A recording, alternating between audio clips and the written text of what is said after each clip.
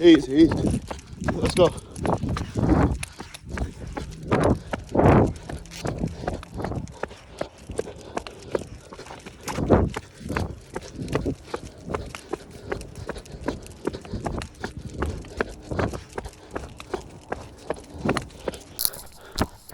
Easy, easy. Hey, easy. What's up, my peoples? Hey, easy. Today, we're gonna do a short talk, but I'm on a, hey, let's go, let's go. Hey, relax. I'm on a jog with the dogs. It's probably about 1:30 in the morning. As you can see, they're rowdy right now. I didn't let them get their first runs off in an open field before we started, so they all still have to use the bathroom and get all their gunk out like he is about to try and find now. As you can see, right? We'll turn away from that, let them handle their business. But what I wanted to get on here and talk about today is specific dog breeds and dog trends. You know, today in the social media world that we live in, everything is about the trend. You know, the most popular dog, the most, sought after dog. It always changes depending on who in the culture or which celebrity or which town is influenced by, the dogs, whoever leads their dog influencers. It's very, very difficult to avoid getting caught up in the dog trends that come and go. And forgive me if I sound a little bouncy. I'm taking a little 10-15 minute break to get on here and have a little dog talk, but I don't want to totally lose my momentum, so I'm gonna pick my legs up a little bit and we're gonna go just a little bit and we'll cool down so I can get back to the meat and juice. Hey, easy. When you slow down, you're gonna want the dogs to slow down. But as I was saying,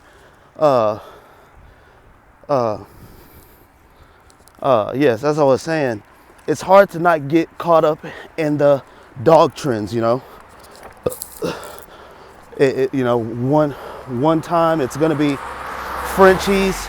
That's a big dog right now, as well as the pockets, bullies, the micro bullies, the XL bullies, the Cane Corsos are taking a big leap. Dobermans, all these dogs that are, they've always been around, but they have their, hey, relax, let's go, relax. But yes, dogs, when they're popular, they have their peaks and they have their lows. And one thing about the peaks, one thing about the lows is that it oversaturates the dog. It creates poor breeding, and a lot of the time when you go for a dog that's popular and a dog that's just kind of the niche of the dog to have right now, you really kind of lose the ability to find a dog that is actually suitable for your lifestyle, because every dog is not suitable for your lifestyle, your way of living, nor as well as your family. The bigger the dog and the more kids you have, you kind of have to be careful. Just as you might have 3 kids all under the age of 10, and you might have 2 German Shepherds in your house, or 2 Cane Corsos, or 2 Dobermans, or 2 Pit Bulls, or 2 dominant dog breeds that are very protective of their home.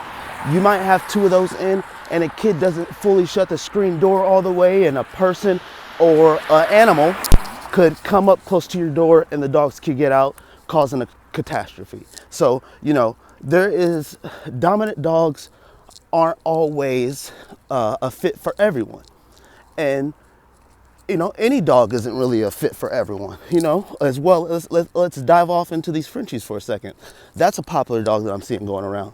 But the thing about these Frenchies is, every dog needs great care, but a lot of dogs need more care than others. Frenchies, as well as pocket bullies, English bulldogs. These dogs that are like this, they're born with a lot of health issues. So it's very difficult. A lot of Frenchies have puppies through C-section, and depending on where you are, it can be as cheap as $800 if you have a vet that you're really they really get deals with you if you constantly see them, or it could be is up to $1,900. Again, depending on where you are in the United States and which vet. It definitely varies from vet to vet on what a C-section cost is, and as well as being able to afford the food on a Frenchie, being able to afford the care. It's a very high maintenance dog. It's going to be in the vet a few times, and you also have to be, you can't pay anywhere from $2,500 to $7,000 to how much ever you're going to pay for a Frenchie, and you can't really feed it cheap food. You can't have it on a cheap food diet or a poor food diet, because that high quality dog is going to need the best nutrients all through its life to get it the most productive life and the most fulfilling life you can. Because let's be honest, we all love dogs and we all care for dogs and people that are dog people, but at a certain point when you start paying so much for a dog, it's a business. This blue boy right here, I got him for $400, 6 years ago. He doesn't come with papers, but he's one of the most outstanding dogs I've ever had in my life. And he's helped me get all my other dogs to where they needed to be. But as far as the business, I've had to go out and purchase a $1,000 bully. I've purchased a $3,500 Cane Corso, and that's more on the business. I'm seeing a ROI, return of investment, on those dogs. So, there's dogs for pets and there's dogs for business. You start paying, we're getting back into the Frenchies. Don't think I'm losing you guys. I'm just kind of tying it off. Once you start paying that amount of money for a dog, you the pet stuff kind of goes out the door. You kind of have hey, come here. 1 second. All right, I'm back. Slight mishaps with the dog. My freaking odds dog, he wiggled out of his little chain, so I had to switch everyone's chain because he doesn't listen that well off leash. So, back to the meat, bread, and corn juice, ladies.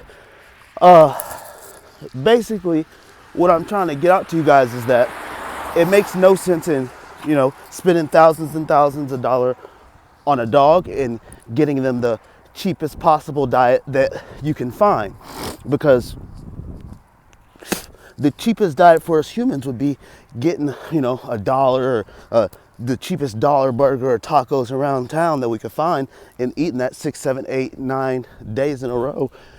That is not good for you. Although it is cheap, it fills you up, it tastes good, it's not good for you. Getting you some fruits, salads, and all the things like that throughout the week, let's go, are way better for you, and it'll benefit you way more. So that's the same thing with a dog. You want to feed them higher quality food that meets your dog needs.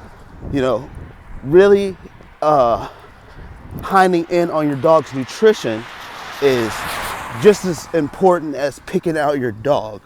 So the more money you put into your dog on just the buying price, expect to pay that in vet bills, expect to pay that in food, grooming costs. These taking care of an animal is not cheap by far at all.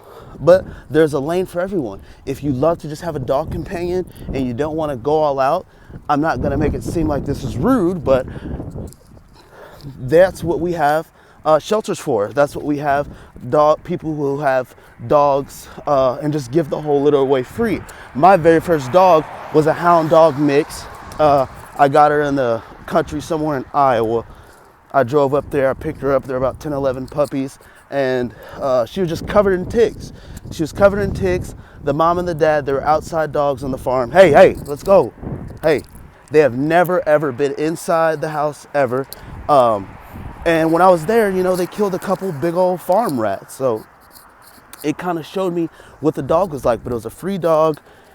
And yeah, but I knew what I was getting myself into. I knew I wasn't getting the most high quality of dog, and I knew I was getting a dog that is just, just a country old dog, meant to be in the country. So I didn't really, hone in on getting her the best dog food or getting on her on raw diet as much, just because I knew I had had a free dog and she came from the country, and seeing the conditions her parents lived in, I already knew she would be able to thrive off of living off of cheaper nutrition, putting it like that. So, but when you get with more expensive dogs, that you can't let those kind of things fly. You can't let those kind of things fly. You have to pay the money for the dog, and you have to, you know, you got to pay your way with these dogs. You got to show them what they're really worth. You have to put all your dollars behind them if you're trying to build a strong program, or just get you a strong quality couple dogs. These things, they cost. The quality cost, and not even the cost, the time cost.